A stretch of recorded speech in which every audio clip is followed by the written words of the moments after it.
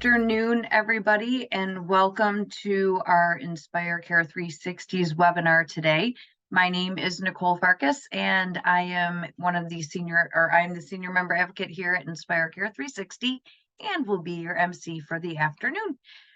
Today, our webinar is from vision to reality, designing and implementing best practices in childcare operations. We are so excited to have our featured guest, Martin Bing, who is the founder and CEO of One Place Childcare. In the meantime, while you guys are all signing in, logging in, we love to see where you're from, hear where you're from, what your center is. So please, in the chat section, feel free to jump in there. Thank you, Sarah. Sarah's my partner in crime behind the scenes, so she will be adding in any links that are necessary for you guys or just might be of interest to you moving forward.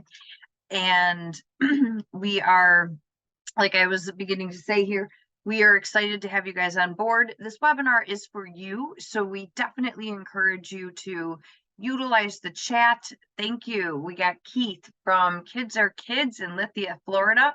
Hope you're not getting the storms that the other side of my team is. Kim Wilson from Trailblazer Academy, welcome. We are excited to have you on board. Everybody from Inspire Care is excited to have you guys on board as well. So as I mentioned, please feel free. This webinar is for you, so please utilize the chat, utilize the Q&A section, and we will try to filter through the questions to both Martin and Tony.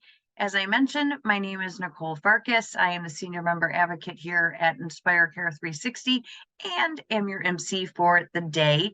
This is my email right here. Throughout, if you need, I will also share my email with you. So if you have any questions or want any further information, I will share that with you.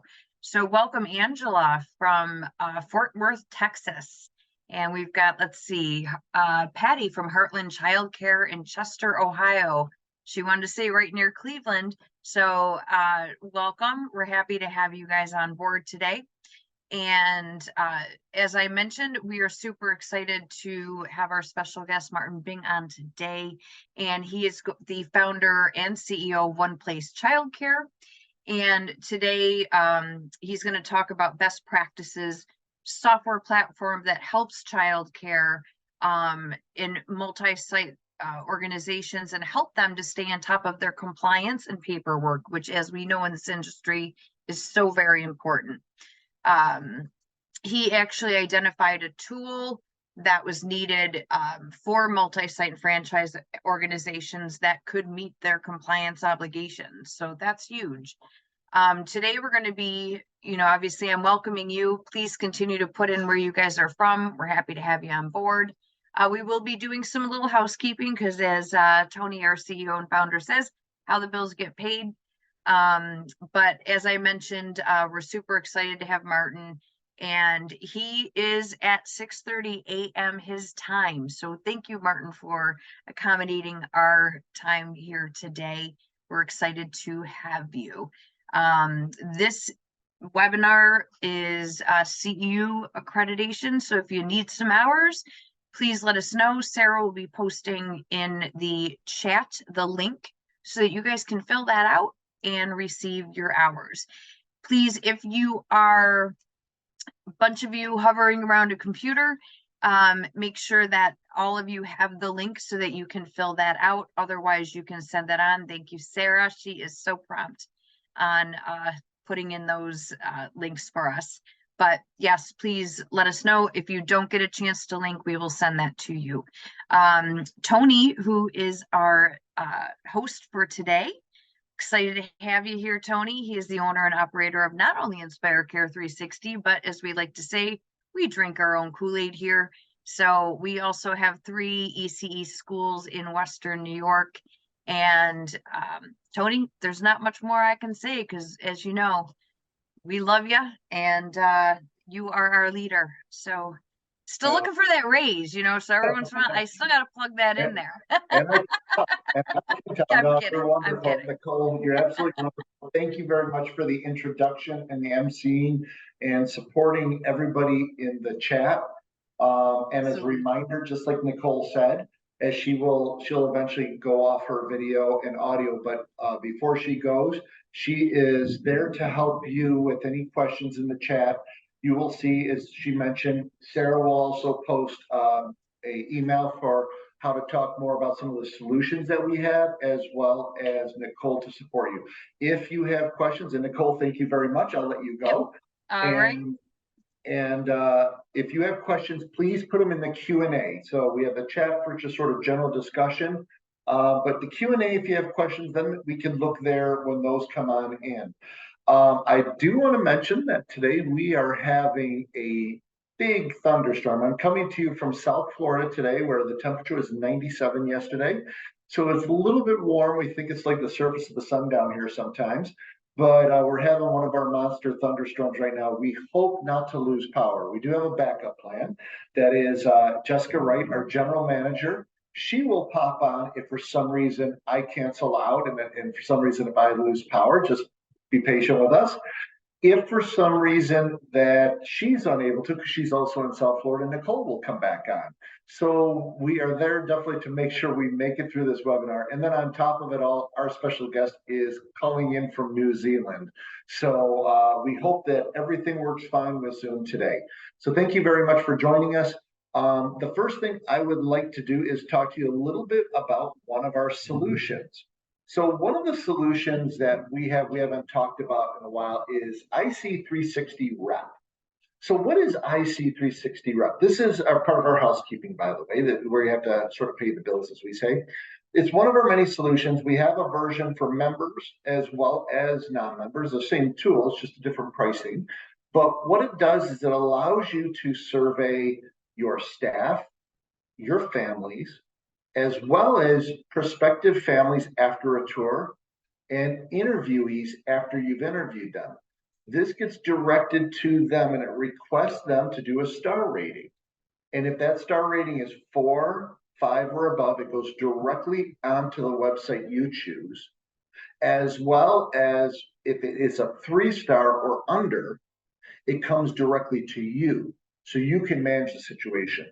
Let me give you a practical example of how this worked recently. In one of my schools, what we had was we had did our IC360 Rep and went out to only a couple parents because we know how the analytics work over at Google and Facebook and Yelp and Care.com and all those other ones. And you cannot bombard them, but we do know how that works with using the tool. So what happens is we got one from a parent and he wasn't exactly thrilled. And for my schools, I'm glad that I had a chance to work on this. And what I found out, his daughter was not receiving artwork back that often. It was only coming like once a month, and they're supposed to get a piece of artwork almost every day. He was saying, what has happened? So what we did is we found out that the teacher herself decided to self-manage, and she changed what was our processes. And so we came in and we were able to coach her, immediately get back on track. But what we were able to do is we were able to get this latent issue that the parent didn't come to us about, but possibly was getting upset about. And it allowed it to come right to the CEO of the company to do it. And I'm going to spend just a second, and I'm actually going to share with you to show you how simple the tool works. I rarely go in to do something like this, but I'm going to take the time today just to do a quick little demonstration.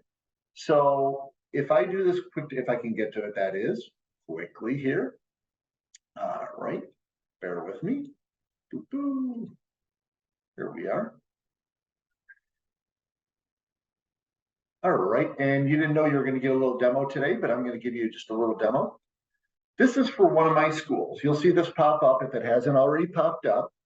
And this is for my Irondequoit location. This is what the star rating comes out. But what I'm going to show you is some of the things that are really cool about this. You would have full access to send this out to a list of all your parents, all of your staff, interviewees, tourees, what have you. Right now, we have it set up that people go to Google. But let's say, for instance, I wanted them to go to some other place. I wanted them to go to Facebook. I would simply be able to set up and put what my Facebook URL is, and then they'd be able to go to Facebook. Or if we wanted to go to Yelp or any of all of these different sites, anywhere out there, there's a huge opportunity for where we post directly. Most of these we have set up for the childcare industry, but you'll see that there's other ones even outside of that. But you can also see too, is in here, we have all of our reviews, and these are actual reviews that came on and went on in Google. So we're getting star review after star review after star review after star review. The value of a star review is amazing to your school if you think about it, because the star reviews generate your tours and your satisfaction. But one of the best things, as I mentioned up front, about this tool that's so cool is that if it's a negative review, you get it at upper management. It sort of bypasses everybody, so you can actually see what's going on. But you can do things in the tool such as directly respond to your star reviews, to share it, to put a widget on your website so it can show it. There's a ton of features. If you want to learn more about it, I'm sure that Sarah will put a link in today for you. So with that said, I'm going back to our presentation. If you have any questions, don't hesitate to ask Nicole or anybody else on our team in the chat. And then we have coming up, this is one of the newest things that we have going on here, is I think many of you are aware of, AI is starting to become a big thing. We just published and having come out our book on AI and how it's going to be transforming the education, enhancing efficiency, and enriching relationships. This is a book that I wrote in a series of different ebooks that we have. This is a free ebook. So the chapters will go over enhancing teacher and children interactions using AI, strengthening child care center family connections, revolutionizing the marketing strategies. This is going to put amazing technology in your hand to start doing things right away as to how to leverage and start using AI to benefit your schools. All right, streamlining the back office functionality, evolving roles within childcares, and the additional considerations. AI will never take the place of a caring teacher for a child. But what it can do is truly enhance how your office works, create efficiencies of how you engage with your families and how you engage with your teachers. We have been developing an AI solution that will be coming out in a prototype in the near future. It is something that no one has seen before because we've created it, we wrote the code, and now we'll be sending this out, and it's going to be a free service for the not sure how long we'll have that for, but you will all start to see it. And what it is going to be based on your state regulations. You'll have the ability to rapidly go in, ask questions, and it'll pull from your state regulations. This is something you cannot do on Chat GPT or any other services to date. This is an exclusive solution that Inspire Care 360 is developing and looks to be rolling out within about a month. So keep your eyes open for that, and please download our link for the chat for our AI ebook. Upcoming, we have an upcoming webinar in September 13th. This is a great opportunity with some of the Texas directors. Kate Woodward and Carrie Casey, two wonderful ladies, are going to be on here, who is going to be sharing different insights and actual tips, continuing on the process from where we're talking with Martin today about how to manage some of the efficiencies, as Martin is talking today. They're going to be talking about standardized operation procedures and advancing training and readiness plans overall. So this is another great webinar that is coming up in the near future. And hopefully you put that on your calendar today. All right. So check your link for registration. And now I'm going to ask Martin to join us. Martin is founder and CEO of One Place Childcare, and he has developed a company specifically around compliance and also a platform that really looks at engaging your staff to look at what efficiency really means in your school. We're going to talk more at the end of our presentation about his company, but right now what we're going to start doing is talking to him just about himself, how he got started, and a few other elements about operations and what might be the kind of way you want to wrap your head around it. So Martin, welcome. How are you? Good morning, or I should say good afternoon. How are you? I'm doing great. We act as if we haven't talked and did a pre-call here for a minute, but we actually have, because we want to make sure all the technology is right. And I needed to make sure that Martin was awake today because Yeah, exactly. he's at 6:30 a.m. his time, but unfortunately he wanted to look good for this. So he was up early like myself. Unfortunately, I didn't end up looking good for our presentation. But anyhow, it's great to see you, my friend. Thank you. Thank you for the privilege to be able to sort of share this time with you. No problem at all. I get a chance to see Martin oftentimes at conference events, and there'll be one coming up in October that I'm going to be lucky enough to attend. That he will be there with some of his team members. Just a wonderful team. But Martin, why don't you just give me a little bit of background for everybody on yourself so they know why we had you on here? All right. I'm from New Zealand. I'm a third generation New Zealander. As you can see, I'm Chinese New Zealander. And I'm a chartered accountant by trade. So don't hold that against me. I have a personality. And I started one place around about over 10 years ago, basically trying to solve a problem for a childcare organization which was a multi-location at this stage, and they wanted something to solve, giving it all their paperwork around their compliance. Right. Okay. How did you get to that point? Like, what brought you to the childcare industry? Well, I would say that it was very much we had a number of other types of clients, and it was actually in the franchising space, actually. And one of the people who we were dealing with was a franchise operator who came to me. And like a lot of New Zealand companies, you're very broad initially. So you basically do lots of different industries. But then when this opportunity came up, we started building something for this particular person in the childcare space. Okay, interesting. Well, it sounds like it's very unique as to where you came from and how you sort of got into it. Since you got into it, what have you learned about childcare operations in your mind, which started to develop some of the things you were doing, which we'll talk more about. But when you started looking at the operational side, what had you really gravitate to the need to develop a solution in this area? Because today what we want to do is we're going to talk about what Martin has as a company, but we really want to talk about what are the things that you could take away today as guests here, from what Martin's knowledge is as to some of the things that how he's thought about and the way to look at efficiencies in operations. So Martin, what are your thoughts here? Yeah, I think one of the observations I found, and especially when we started in New Zealand, and then we went to Australia, then we went to the US. But I was surprised about how much paperwork there still was in the operations of a childcare centre, and especially around obviously a very compliance-driven industry, and but at the same time, it's very there's in New Zealand especially there's lots of regulations that they have to comply with. And as a result of that paper, the visibility that they had on whether things were being done or not done was very manual. That was probably the one big thing I found, and especially surprising given that it's we want to say a high risk, but it is important that you get this right, because obviously we all care about the safety and of the children and the staff.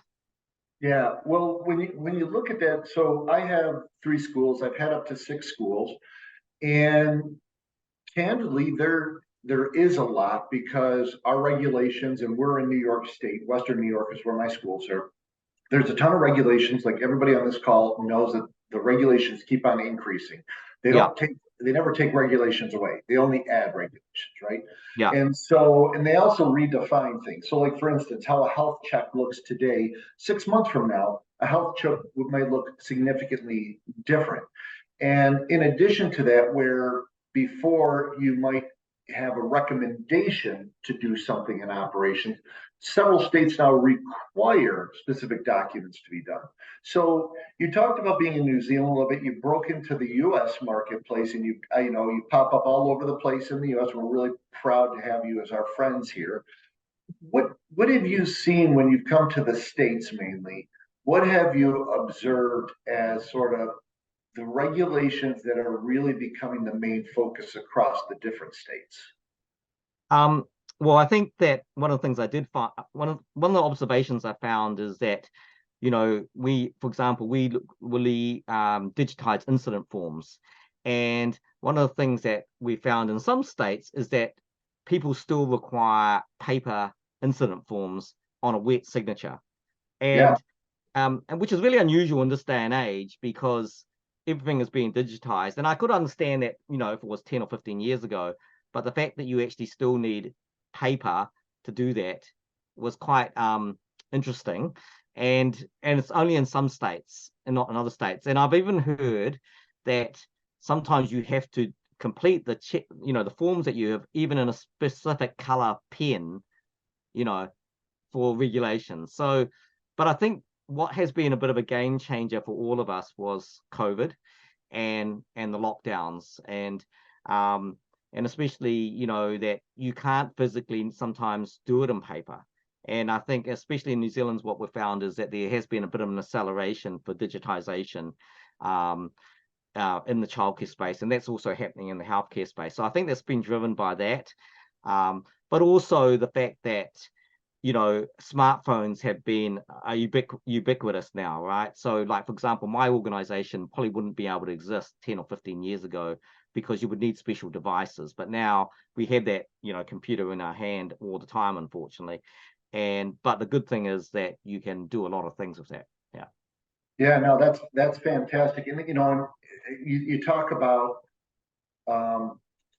when you look at the kind of documents in New York State, where my school is, they said that their reasoning for licensing is that you have to have these documents, especially around all your staff documents, must be hard available in the school, because like, what if you lose an internet connection and our licensor comes in?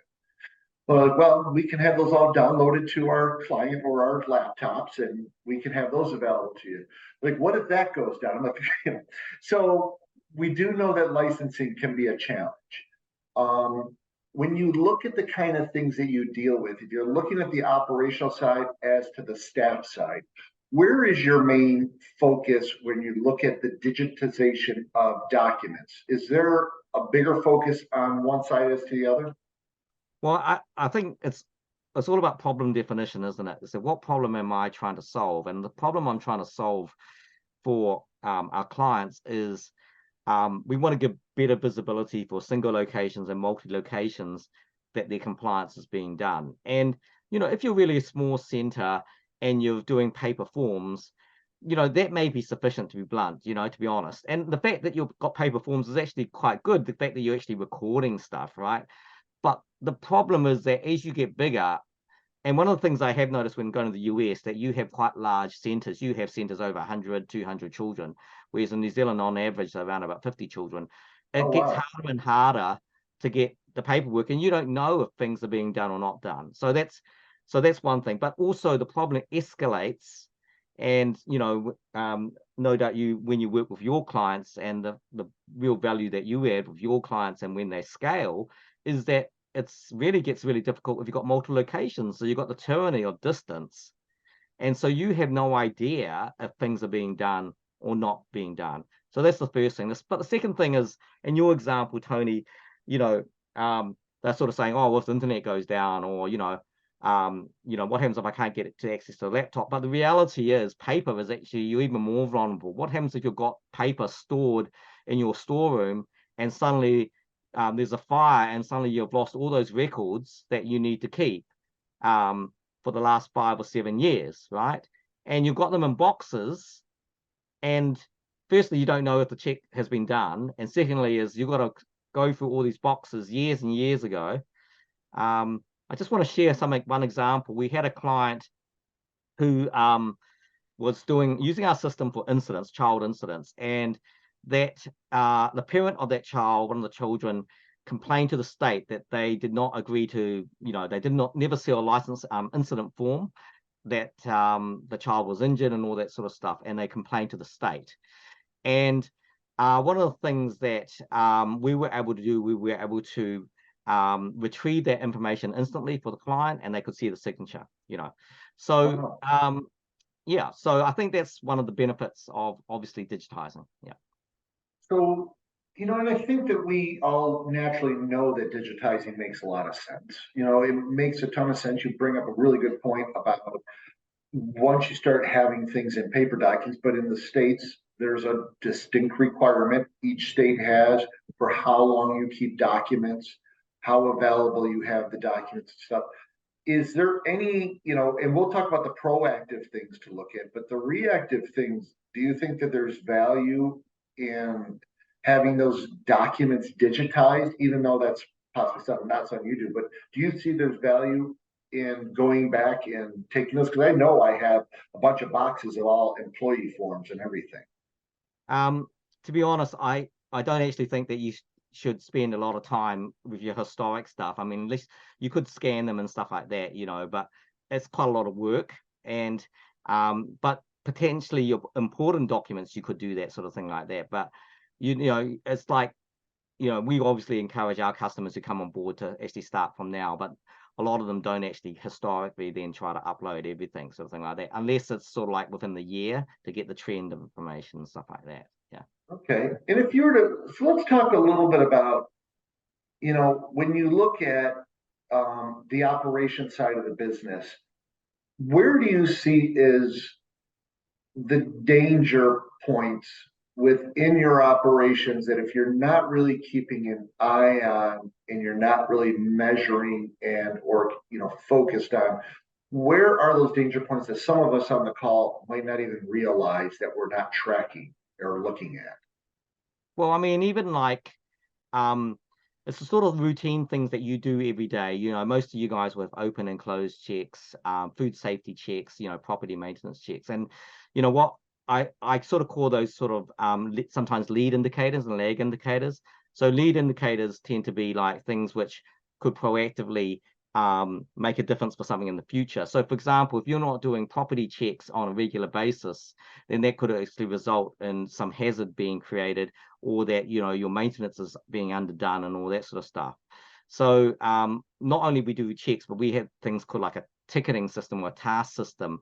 So that digitizes like things that need to be done. So if you're currently just relying on memory or texting people or on post-it notes and stuff like that, if those get not done, if those don't get alerted, then those things never get fixed. So what you can't measure, as Peter Drucker says, can't get improved. So that's just one of those sort of things that where if you're not doing it constantly, it means that when licensing comes along, you try to rush around and fix things. But if you're doing things all the time, you're looking at all about continuous improvement. And I know your organization, Tony, is all about continuous improvement. How do we improve the quality of what we're doing incrementally rather than trying to patch it up later on? Yeah. So, obviously the focus on that specifically around the organization and the regulations. Is there a way, or have you looked at, and again, whether they use your service, whether they use a jot form, or whether they use something else, or if they were just to pull up an Excel spreadsheet themselves, if they could do something today, what do you think is the value of analytics that you can have for getting efficient in your offices? What are some of the analytical numbers? You started talking about that, what cannot be measured, cannot be managed. What are some of the analytics that you think are some of the top analytics that people could start collecting and really would benefit them? Yeah, actually I've got a slide here. Maybe Okay, let me see if I can pull that up. Yeah, pull that up. Is it this one here? Hold on, blank screen. Bear with me. Let's try to redo that again.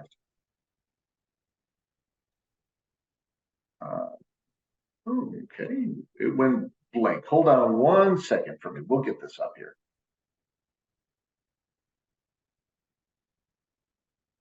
There we go. Let me see about sharing that one now. We appreciated everybody your patience, just because if you're having a few issues, by the way, just to the audience, if you're having any issues because it's a little bit choppy, we do have some storms in the area and we are doing something international here. We will have a replay of this that will be coming out soon. So, and one thing that we're going to be adding to future ones, we don't have it now, but you'll see it come on, and that'll be Otter, which is going to actually do a vocal recording and then put this out as a transcript so everybody can see this as a transcript after. So with that said, though, Martin, is this the slide you were seeking? Yeah, there's a couple of slides there, but I'll sort of just take you through that. Like the first slide about compliance completion on the left, you've got a slide which shows all the ticks and crosses. But the great thing about something like this is that instead of assuming that all your checks are being done on a daily basis, that you can actually see and measure managed by exceptions. Oh no, the previous one, yeah. With the ticks and crosses, you can actually see that everything's being done. So the routine sort of stuff that needs to be done, you can be reassured that it's been done regularly every day. And if it's not being done, then you can address it. Like the sort of one on the right, like active supervision, you can actually do assessments of, I suppose, some of the quality metrics that you have, like a performance review of the quality of some of your staff members, or the quality of your performance of your centers within your centers, and you can break them down into certain areas that need addressing and stuff like that. Perhaps if we go to the next slide. Yes, sir. This slide is actually taken from an example from one of our clients in New Zealand, which has sorry about that. It keeps on, for some reason we lose it, but you could talk through and I'll try to get back up for us. Okay. One of our clients has it's a kindergarten private a non-profit kindergarten chain, and they have 50 locations. And one of the things that happened in March in New Zealand, there was a big cyclone that came throughout New Zealand, and we were in the process of piloting our software for them. And so we had to get the software live overnight. But as a result of that, she's now built a dashboard in Power BI where she can actually see, as you can see here, I want to see, the number of emergency drills, or, for all our 50 locations. Because at the moment, she doesn't know how to, the only way she could do that is basically do this manually in Excel spreadsheets and ask people to physically do this, whereas all this information is done in real time, So right. Again, if you're a single center or you're a multi-site center, obviously your metrics change, but it also means that you've got better visibility in your different locations. And the other thing, a couple of other things I just want to say and speak to that, if you have these sort of systems in place, as you scale, you've kind of like got operational backbone. So that means that when you add a new center, you've already got your processes and procedures already in place. So you don't have to think, oh, it's all in my head, I've got to write this down. It's already in place, And the third thing is that creates consistency. So like, often when we have it, like you said, Tony, you have a change of policy, you've got to send that, make sure that all your different locations, all your staff members need to do that. You could send them a memo, but if you have a sort of checklisting system, you can change it immediately and it's available for everyone. Okay, that's really fantastic. I'm sorry about the slides. For some reason, system isn't holding up. I think people got the idea that you can create like that dashboard so you can have everything right in front of you right then and there. If someone was to start rudimentary, if they're like, I haven't been tracking a lot of processes, I'm not ready to invest yet, but I would like to at least track with maybe, like we were talking about, like an Excel spreadsheet, something like that before. What do you think are sort of the top things they should really start to look at? Well, I think that incident tracking is really important. I mean, I know that some of the childcare management software have some sort of rudimentary incident software, but even getting information about the types of incidents which are occurring, and this is really important. And like, for example, in New Zealand, we're actually required to do trend analysis on, like, how many incidents did you have this month? What type of incidents? Were they occurring in a certain room? Were they, what sort of severity of incidents? Because if you can start tracking that, then you can identify sort of outliers to sort of say, well, why am I getting so many sort of bumps and bruises in this particular room? Is there a particular hazard in this room? Is it a particular teacher or a child?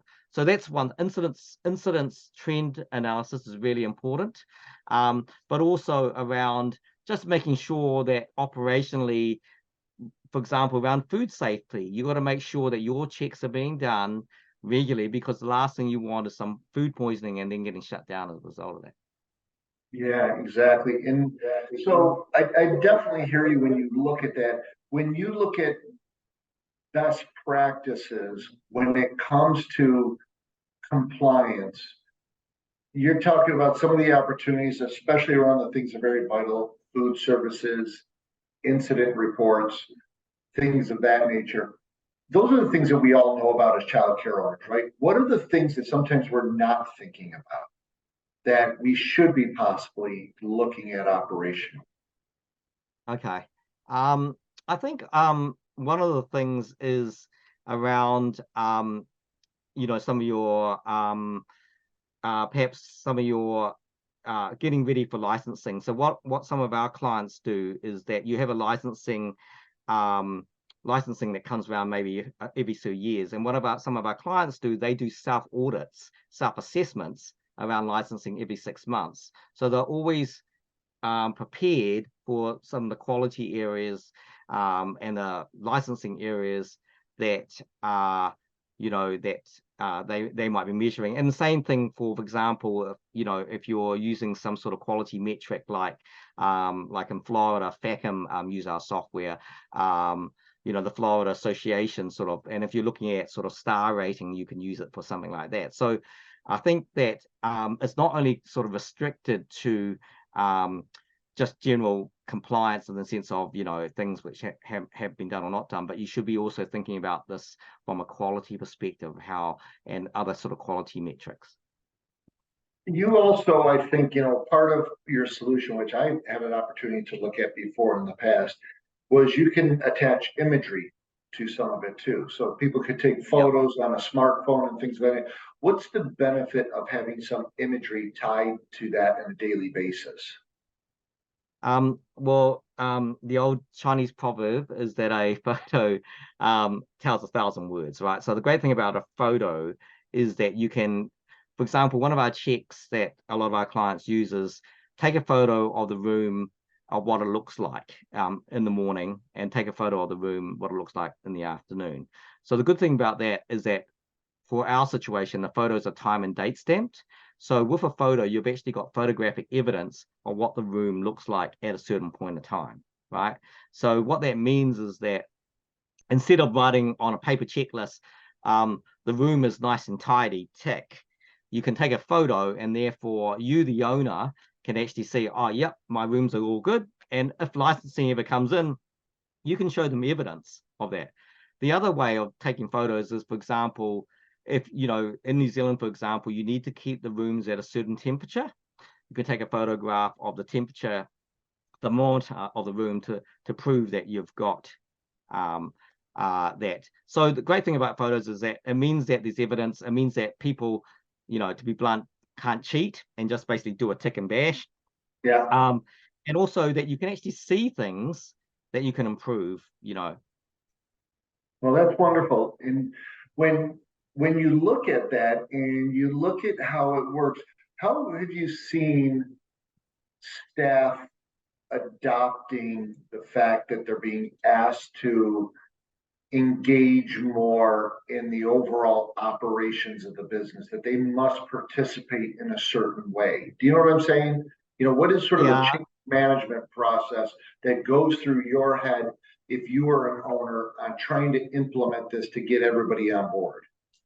Yeah, that's a great question, Tony. I mean, it's like every system change that you do, you need to tell them the why of why you're doing this, because you want them not to be burdened by putting things in systems for the sake of putting the systems. So you've got to give them vision of why they're doing this. And the reason why they're doing this is that you want to sort of press upon them that this is going to help improve quality and compliance, and it's going to make their life easier as well, because It just means that instead of writing pieces of paper and then having to think about it, things are done instantly. So what we find is when we implement the software, it's really important that, all parts of the business, that the owners, for example, show leadership to explain to them why they're doing it, and not to sort of make them feel that it's like a big stick that we're going to hit you with if you don't comply. In fact, it's a way of, like you said, we can measure what things need to be improved, then we can improve them, right? So I think it's important for them to understand, and as part of the culture that you want to add to your centers, is that we're all about improvement. We all about want to get 1% better every month, every year. So we're going to get closer to those things. So I think that's really important. So it's all about, and often a lot of people use this as a carrot and stick approach, that, it's important to be done, we need to do it. But also, if you get it done, then there could be performance bonuses as a result of how, as part of the wider performance measures of meeting performance and exceeding. Yeah. Well, I really like the idea of that. Until you just sort of talked about that, I've thought about the efficiency in our schools as well as what we do with Inspire Care 360, but really in our schools, one of the areas that we're always doing is there's times where we've handed out bonuses and stuff, but that usually has been driven by elements of enrollment or churn of enrollments or elements of, referrals or things of that nature. That's sort of been the kind of bonuses that have gone to the staff. I never really thought about the idea, though, that if we did sort of a quantitative bonus based on different metric standards that we set up for the school of, here's where we actually want to be. And to get there, here's the checklist of things that need to be accomplished, but they need to be verifiable. And we can't just have it, because if not, everybody's going to check it and try to get to that bonus. So having something that is verifiable allows your school to get to a higher quality level where then everybody can win. But having something that allows you to verify it in that process can offer a lot of value.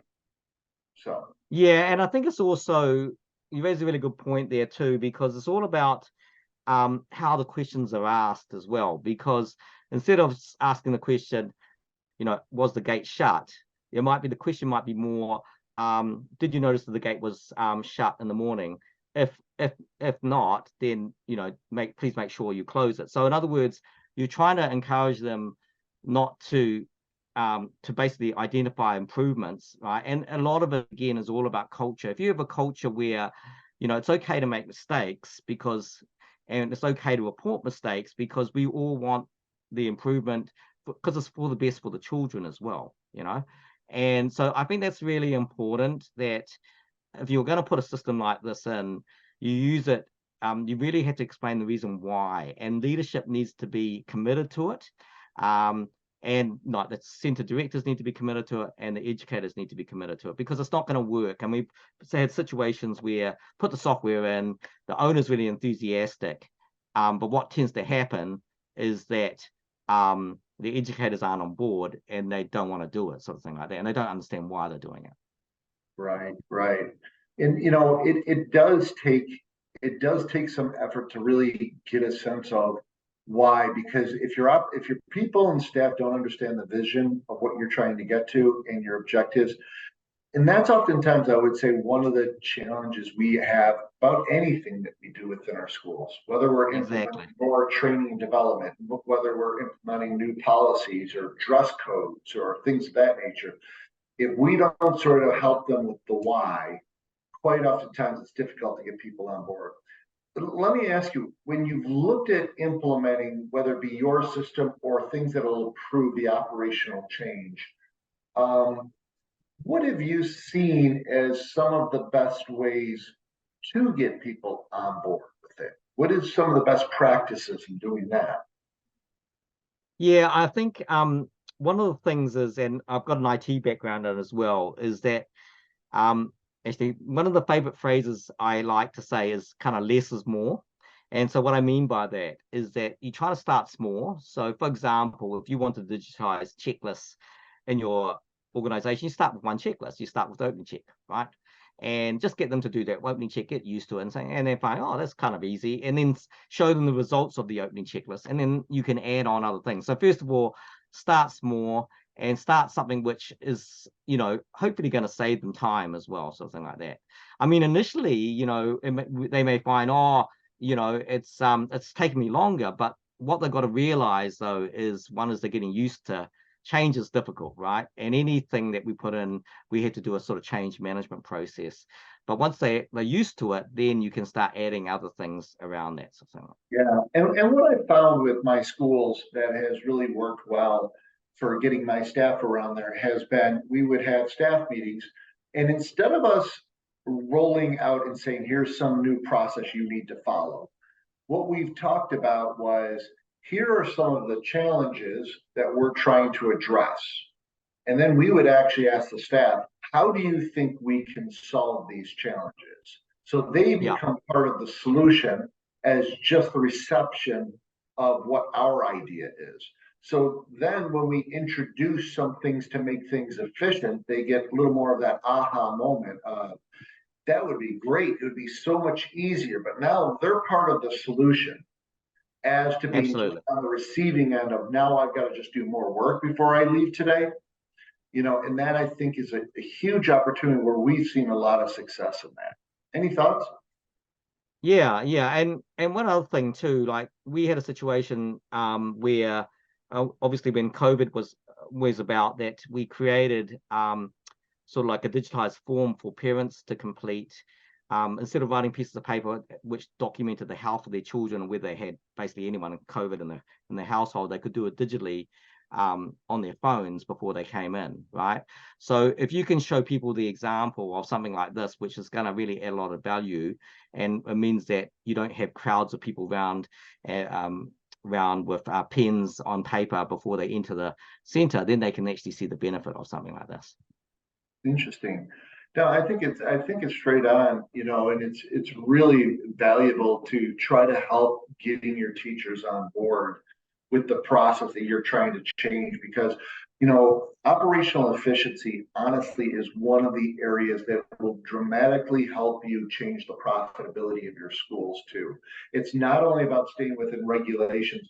We've noticed when I took over my schools early on back in 2012, we were having 5 to 7% margin. Yes, we made changes to tuition, discounting, and to how we did things with our teachers and looked at our key performance indicators on our P&L. But the other area that we really looked at was the key performance indicators of our operations, what we were doing well and what we weren't doing well. But we did it all in a very manual process. The whole idea of systematizing, automating is really been, I think, why you have your company in business, why I have Inspire Care 360, is because as you start to really look at how to gain efficiencies to drive profitability. And sometimes we think in this industry, Martin, and I know I'm going on a little bit of a soapbox right here, but for the other owners.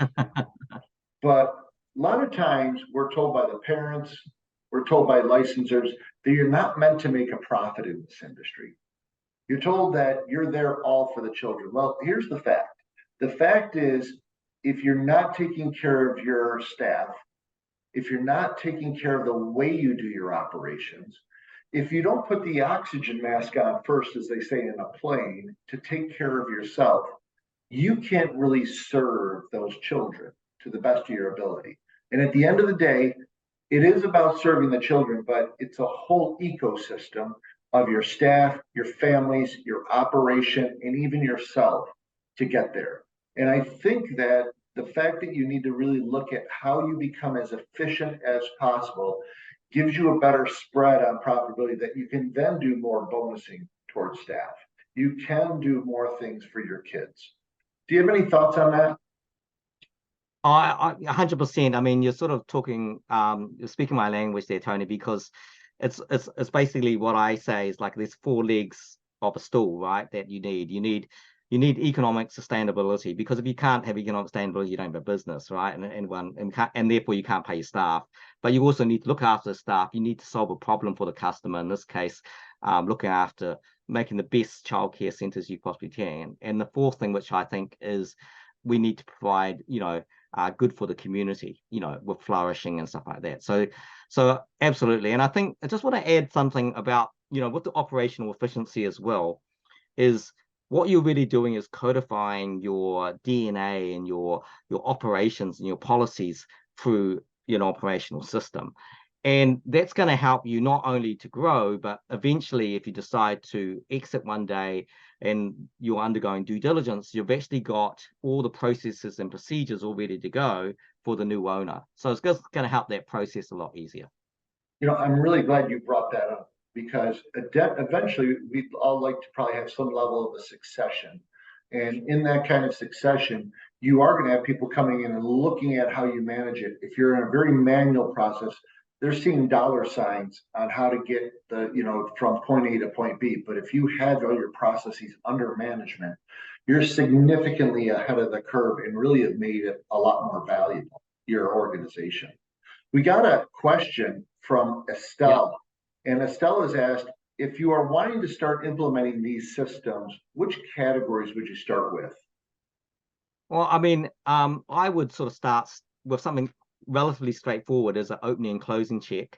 The reason being it's something that you do every day. So get your team members start using it, and then you'll get a bit of an idea of how things are going. And what we found when people start using our system, they start with something simple, then they realize, oh, I could use it for this. I could use it for the safety checks. I could use it for food safety. I could use it for property. But you don't want to overwhelm the staff. You want them to basically start getting used to it. And I think something like that is something that most centers do anyway, an open and closing check. Yeah. And you should take photos with that. So therefore you can see the power of the photos and stuff. Well, I like the idea of definitely embedding the photos with that too. And Katie asks, is there a digital checklist of daily operation procedures for staff by role? So I guess this is already getting a little bit more in by what you guys do.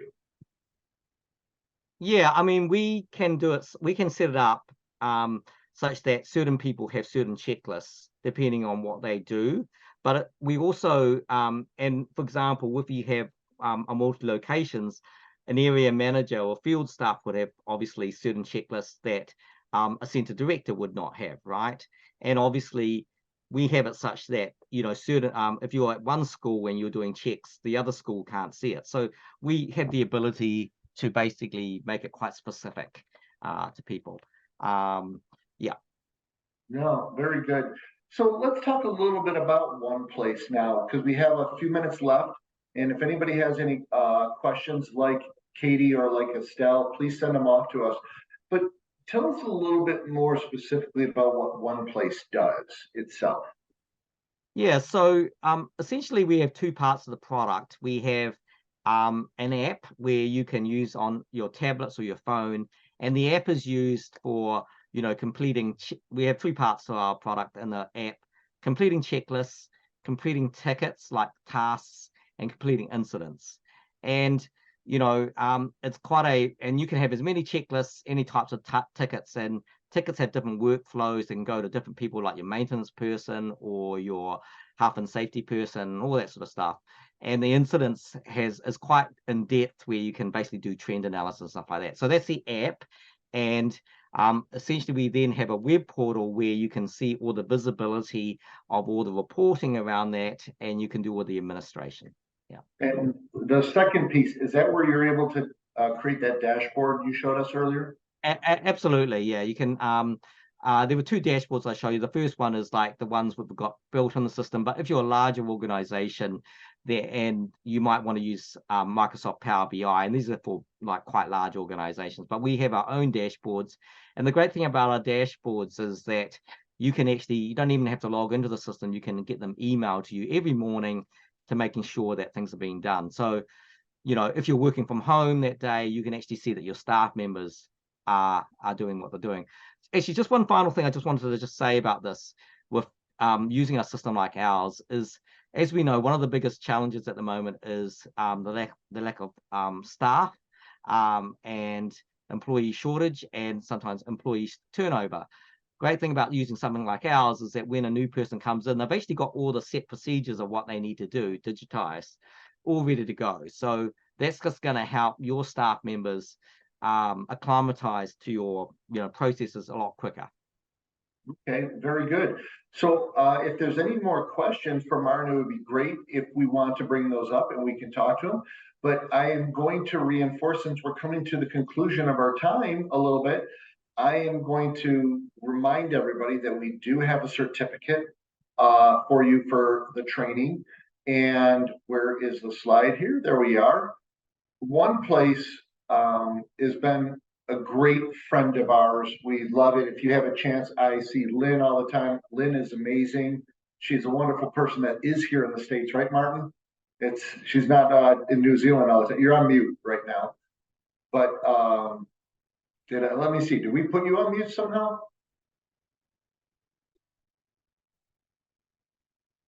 Well, I don't know how. He got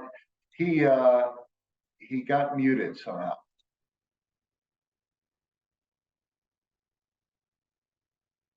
Well, unfortunately, we cannot hear you right now, Martin. Hopefully you can hear me. Oh, can you hear me now? Yes, we can. Yeah, sorry. So the website to go to is oneplacechildcare.com. Yeah. Okay, one place. I think Sarah sent around the link. Okay, great. Yeah, I do know that she put it in there. As I was mentioning locally, I've seen Lynn at a bunch of conferences. She's just a wonderful lady. In addition to Martin coming over the pond every once in a while with his team there, love meeting up with them. So I would just recommend that if you do have an interest of creating some greater efficiencies and really want to look at streamlining operations. Oh, and I see that we do have one individual here who raised her hand, and I just don't know if she has a question or anything, but let's see in the Q&A. Oh, it's just Lynn saying thank you. So that was great. We're happy to have Lynn on the call too. So with that said, and we have Angela James. And Angela, if you do have a question, please ask us in the Q&A, and we would love to answer the question for you. But with that said, I'm going to move just forward here, and Martin, we're going to sort of conclude at this point in time because we've come to the time of our hour. If you want to learn a little bit more, and I'm going to say thank you to Martin in just a moment, but if you want to learn also more about Inspired Care 360 and all the things that we do, you can either go to inspiredcare360.com. I'm sure Sarah's putting that in the chat. You see an 800 number, our customer service number, and obviously we're out there on social media. If you want to learn more about One Place and for some reason you cannot connect with them or not sure who to get a hold of us. We'll get you directly connected to Martin or Lynn or one of the team members over there so they can have a conversation with you. So Martin, I'd like to greatly thank you for attending today and being our special guest. We're very happy to have you. Thank you for the privilege of being able to share this, and we hope you have a good day. Well, it's actually a good afternoon for you, but good morning for me. You know what I mean? And good morning to you. And I'm Thursday here, so it's your Wednesday. So Yeah, there you go. You're already ahead of us, way ahead of us. So with that said, Martin, thank you very much for your time. So with that said, for everybody out there, this is Tony D'Agostino, the CEO and founder of Inspired Care 360. We're super glad to have you. Please join us on September 13th as we have another webinar that's coming your way. If there are topics that you would like to hear upon, if there's a speaker you would like to hear more of, let us know. Shoot us an email, jump on, talk to Nicole or Sarah, and we will be happy to try to get that person on board. We have a full agenda already till the end of the year, so we're really looking forward to speaking to you in the near future. So for everybody, this is Tony D'Agostino. Thank you so much, and I hope you all have a wonderful rest of your day. Take care, everybody.